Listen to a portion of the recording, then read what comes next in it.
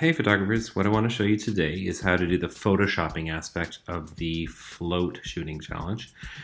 So the way that we're going to pull this off is we're going to open our images in a little bit different way than we are used to doing. So we're going to go in Photoshop. We've already imported our shots onto the computer, and so now we're going to go to File, and then Scripts, and then Load Files into a stack. Right? I'm going to browse to find the files I'm looking for, and I'm going to select the files. So I'm going to pick this one and this one. Okay, the two files that I'm looking for.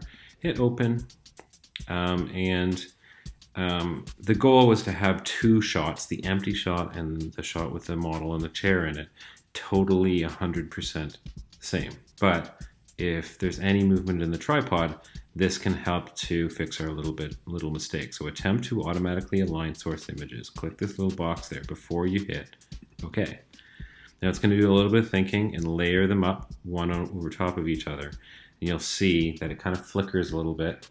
And then when it's done, you should have your image with two layers. All right, so each file becomes a layer in your Photoshop document.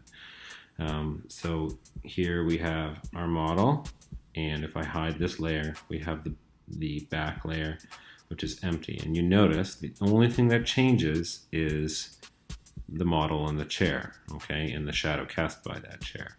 The only other changes, if you notice, are things that are moving in the background, like the shadows of the trees blowing in the wind or people moving in the background. The structure stays exactly the same, and that's the goal. Okay, so now what we're going to be doing is going to be flipping the order. If it spits itself out in this order, I want to put the empty layer on top. Okay, so this one is the empty layer. In fact, I'm going to go just rename that, double click on the name itself and call it empty, and then I'm going to call model. All right, just so I remember which one's which. So on the empty layer, I'm going to add a layer mask. So the layer mask is just down here at the bottom of the layers tab, and it's this rectangle with a circle in it. I'm going to click it, and then I get myself a layer mask. And then you're going to invert the mask by going Command I or Control I if you're on a PC. And there you go, it's back. All right, so the model's back because we're hiding that mask. And so now we're going to bring that mask back in certain areas where the chair is and the chair's shadow. So I'm going to be painting with white with a paintbrush and zooming in pretty close to be nice and tidy and neat with it. So the brush size at the moment is it's got a bit of hardness to the brush, but it's a little bit fuzzy on the edge. It's 50, and I'm going to just start painting in. Okay, you notice because the other layer underneath is the exact same. It is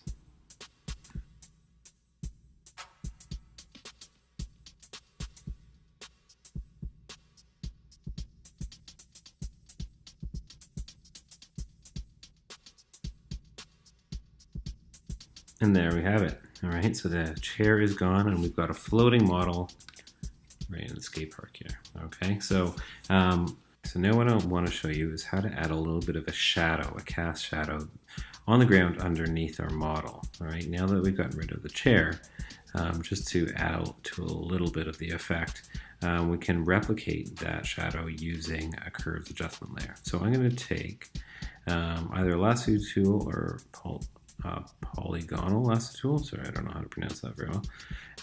And I'm going to do this one because I want a long, stretched out one. So I'm starting going to the left, just like the shadow of the chair was. And I'm making a long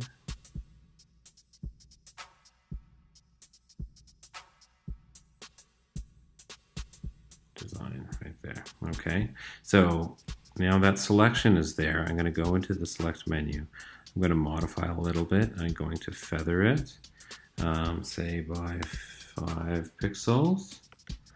And that's going to fuzz out the edges just a little bit. And now, with that selection fuzzed out, all right, just to get bit of that kind of blurry effect on the edge of shadow. So I'm going to grab a curves adjustment layer and I'm going to pull it down to darken.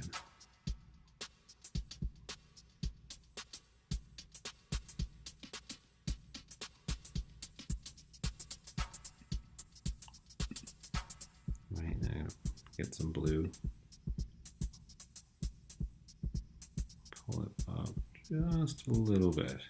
The reason I'm doing that is notice the bluiness of this shadow here. I'm trying to replicate a bit of that bluiness to the shadow cast under him to try to match it. All right, so you see that blue cast, there's a blue cast of the shadow. All right, so to do that, I went into the curves, adjusted the blue channel by itself just a little bit, and there you have it. Okay, you have a little bit of a cast shadow. It does take a little bit of artistry to get the shape of the shadow right. You kind of have to anticipate what the shadow is and where it's going. So analyzing the shadows inside the rest of the image here, you know, down to the left can help. And there you have a bit of a cast shadow underneath there. I wouldn't say this is a perfect cast shadow. I think if I had more time, I would work at it a little bit more, but that's enough to give you a little bit of a taste of how to use a curves adjustment layer to add that shadow effect. Try it out.